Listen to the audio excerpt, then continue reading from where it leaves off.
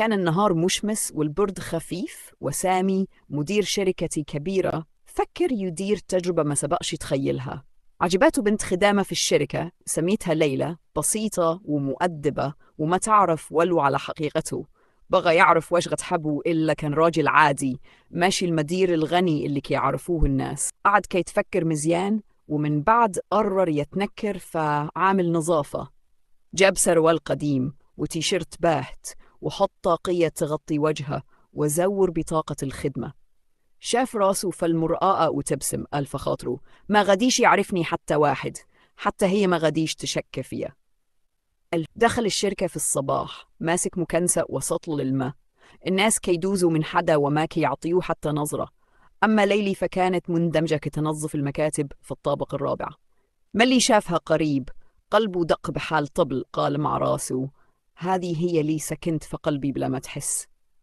قرب منها وقال بخجل: صباح الخير ألالا، نعاونك شوية في التنظيف؟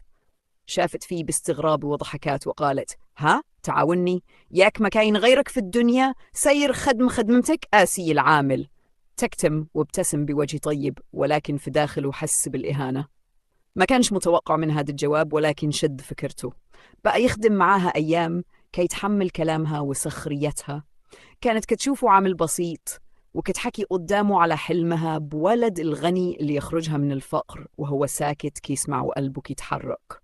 نهار من الأيام وهي جالسة في المطبخ ترتاح، جلس حداها وقال بصوت حنين: ليلي، أنا ما عنديش فلوس، ولكن دي قلب صادق وناوي نخطبك بالحلال. شدت كرشها من الضحك وقالت: إيه؟ تخطبني أنت؟ حتى الفستان ما تقدش علي. سكت وبقى كيشوف فيها بعينيه الهادئين وقال: يمكن يجي نهار وتشوفيني بطريقة أخرى. جاوباته بسخرية: حتى تولي المدير ديال الشركة مثلا. ضحك بخفة وقال: علاش لا؟ الدنيا فيها المفاجآت. وما فهمات والو من كلامه. بعد أسبوع الشركة أعلنت على اجتماع كبير بحضور المدير العام. ليلي ارتبكت، عمرها ما شافته وجها لوجه. دخل راجل ببدلة أنيقة وربط عنق فاخرة، والكل وقف احتراما. عينيها ما صدقتش، كان في شكله شي حاجة مألوفة. حتى نزع المدير نضارته وقال: صباح الخير ليلي. وقفات مدهوشة، فمها تحل وما قدرتش تسده. يا العجب، هو نفس العامل اللي كانت كتضحك عليه. ارتبكت والحرارة طلعت في وجهها.